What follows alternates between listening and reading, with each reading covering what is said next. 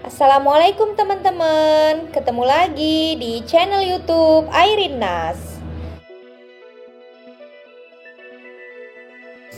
Makasih buat teman-teman yang udah ngikutin cerita aku sampai sejauh ini. Buat teman-teman yang baru bergabung, jangan lupa subscribe dan dihidupkan loncengnya ya, supaya setiap aku upload cerita yang terbaru, kalian dapat notifikasinya.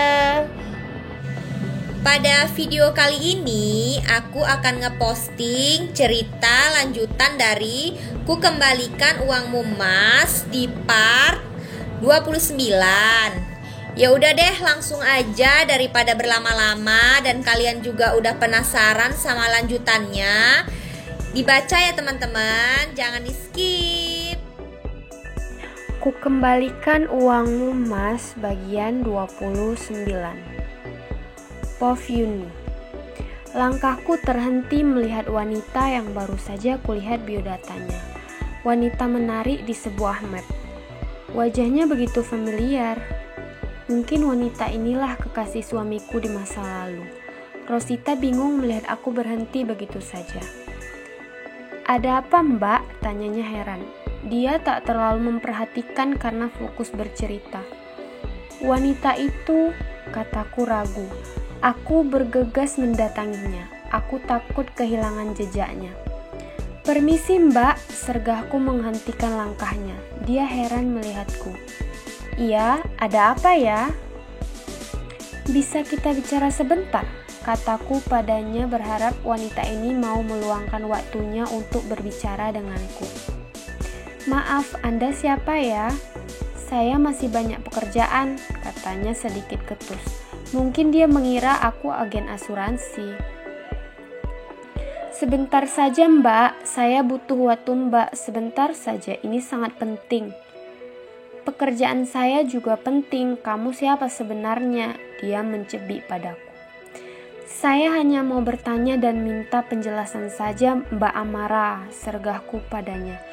Dia terkaget karena aku bisa tahu namanya. Dari mana kamu tahu nama saya? Amara Indah, itu nama mbak kan? Siapa kamu? Tanyanya dengan sorot mata tajam. Perkenalkan saya Yuni Anggraini, istri sah dari Hamdan Irawan. Aku memberikan tanganku padanya agar dia mau menyambut jabatan tanganku. Namun sepertinya dia tak melakukannya, wajahnya pias menatapku. Maaf saya sibuk, katanya berlalu untuk menghindariku. Aku tahu pasti memang ada affair dia dengan suamiku. Aku mengejarnya. Saya minta waktu sebentar saja dengan Mbak Amara atau saya akan bongkar hubungan gelap kalian, sentakku padanya. Dia semakin tajam melihatku.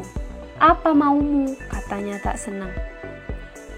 Sudah kubilang aku mau bicara padamu. Dia menengkus ke arahku. Akhirnya dia mau juga berbicara denganku. Kami berbicara di kafetaria tak jauh dari kantor. Dia menatap aku tak senang, sedangkan aku hanya santai saja menghadapinya. Jika saja dulu aku masih patuh pada Mas Hamdan, pasti aku akan marah besar mengetahui dia selingkuh, sedangkan aku di rumah harus mengasuh Cecil. Sekarang aku tak peduli sama sekali dengan Mas Hamdan, mau pacaran bahkan berzina sekalipun. Yang penting aku dapat bukti dan bisa bercerai dari lelaki gak berperasaan itu. Apa yang kau inginkan? Tanya Amara penasaran. Ditatapnya aku dalam-dalam. Apakah benar kau istri Mas Hamdan? Benar, mengapa kau bertanya itu? Dia tersenyum sinis. Kata Mas Hamdan istrinya jelek dan dekil serta kusam dan pakaiannya selalu bolong-bolong. Kau jauh dari apa yang dia katakan. Apa kau mau menipuku? Katanya mengejekku. Aku mendekus mendengar ucapannya. Benar-benar keterlaluan Mas Hamdan. Tega sekali dia menjelek-jelekkan aku di hadapan orang lain. Aku menghela napas mencoba tenang. Suamiku tukang selingkuh. Dulu aku menghargainya karena dia suamiku walau dia pelit, namun aku tak mau hidup dengannya lagi setelah mendengar kabar kalau dia selingkuh. Lantas, mengapa kau menuduhku? Apa kau punya bukti? Mas Hamdan mengakui kalau dia selingkuh dengan wanita di bagian pemasaran dan pindah ke bagian gudang. Itu adalah Anda, Nona Amara. Wajahnya pias setelah aku mengatakan itu.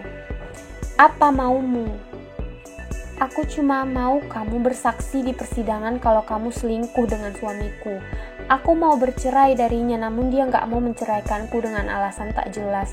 Aku ingin keluar dari jerat lelaki itu, kataku menatap tajam dirinya. Dia sedikit terkejut melihat aura kemarahan dalam diriku, karena dari tadi aku hanya santai saja menghadapinya. Maaf, aku tak ada hubungan apapun dengannya. Amara tetap bersikukuh kalau dia gak selingkuh dengan Mas Hamdan. Jadi kamu gak mau? Apa hakmu memaksaku? Walau aku ada hubungan sekalipun, namun itu hanya masa lalu. Kau tak berhak mengaturku. Dia justru marah, benar-benar zaman sekarang. Siapa yang salah, justru dia yang marah.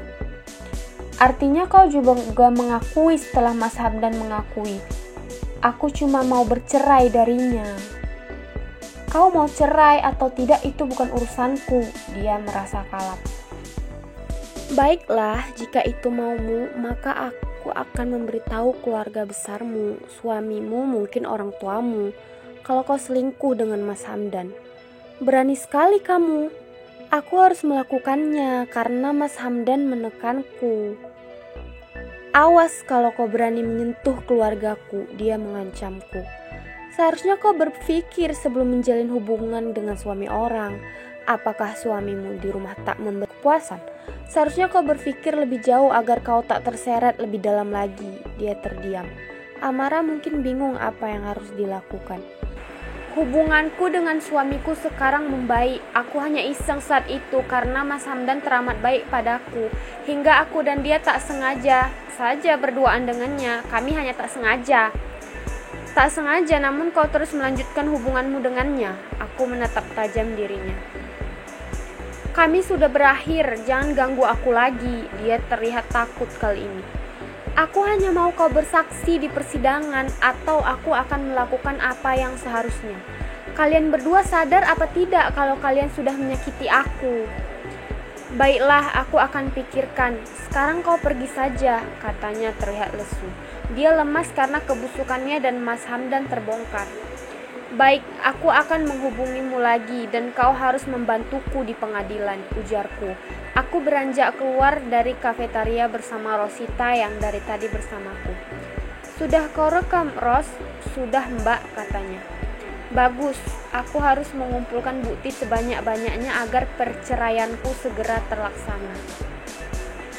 Aku sedang memeriksa beberapa berkas pemasaran. Aku membalik laporan. Tok, tok, tok. Masuk, aku berkata dan Rosita masuk. Mbak, ada yang mau bertemu. Siapa? Calon mertuamu, katanya berbisik padaku sambil terkekeh. Apa sih kamu? Maaf Mbak, habisnya aku bahagia kalau kamu bahagia juga. Tante Lisna? Siapa lagi? Hus, jangan bilang begitu, malu sekali tahu. Hehe, maaf deh. Ya udah, suruh masuk saja. Rosita keluar dan menyuruh Tante Lisna masuk. Dia masuk dan mengulas senyumnya. Yuni, Tante ganggu atau tidak? Enggak sama sekali Tante, ucapku dan dia duduk begitu saja di depanku. Aduh, Ibu Bos sibuk sekali. Begini-begini saja Tante, kataku merendah. Kamu siang ada waktu enggak? Ada sih, apa kita mau masak lagi? Tante Lisna tertawa. Tante mau arisan, kamu datang ya, sekalian promosi pakaian kamu sana. Kayaknya laku deh, bawa aja beberapa atau bawa banyak juga bisa karena Tante udah buat pengumuman juga, katanya. Oh bagus juga Tante. Tenang, mereka nggak akan hutang karena Tante katakan kalau beli harus bayar cash dan transfer segera. Dia tersenyum ramah. Baiklah, saya kesana boleh juga. Di mana Alisa Tante? Masih sekolah. Oh iya. Dia menyodorkan undangan padaku. Aku memperhatikannya dengan cermat.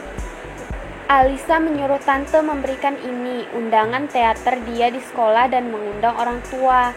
Tante agak sibuk, jadi kamu saja yang mewakili ya, kata Tante Lisna dengan senyuman. Aku mengernyitkan dahiku membaca undangannya. Pak Irsyad bagaimana Tante? Kamu datang aja dulu, siapa tahu papanya nggak bisa datang dan Alisa nanti sedih nggak ada yang nonton, ucap Tante Lisna mengulas senyum samar. Baiklah, saya usahakan datang ke sana. Terima kasih Yuni, Alisa pasti sangat senang. Aku datang ke arisan Tante Lisna dan benar sekali sudah sangat ramai di sana. Orang-orang kaya yang menghadiri arisan ini karena mobil terparkir banyak. Arisan di rumah Tante Lisna. Aku dibantu Rosita membawa beberapa pakaian di tas, tentu yang harganya lumayan di kantong, serta daster juga buat di rumah karena sekerennya wanita, di rumah pasti pakai daster juga. Aku dan Rosita masuk ke rumah Tante Lisna yang memang dibiarkan terbuka. Assalamualaikum, waalaikumsalam, beberapa orang menjawab. Aduh, kamu akhirnya datang juga Yuni. Tante tungguin juga dan teman-teman sudah pada bertanya. Mari masuk, kata Tante Lisna menyambutku. Dia memanggil pembantunya untuk membawakan barang-barang yang kubawa buat dijual. Kenalkan, ini Yuni yang saya ceritakan sama kalian. Tante Lisna memperkenalkan aku dengan teman-teman arisannya. Halo tante-tante semua, saya Yuni dan mau sekalian memamerkan koleksi di toko. Soal harga jangan khawatir, murah dan meriah. Aku berkata pelan sambil tersenyum. Aku memperhatikan satu persatu wanita-wanita arisan itu. Netraku membola melihat Bu Rowina ada di sana. Ngapain Ibu Mas Hamdan di sini? Apakah dia anggota arisan juga? Padahal suaminya sedang kena kasus korupsi. Bersambung. Makasih ya teman-teman udah meluangkan waktu membaca novel aku. Sampai jumpa di cerita selanjutnya.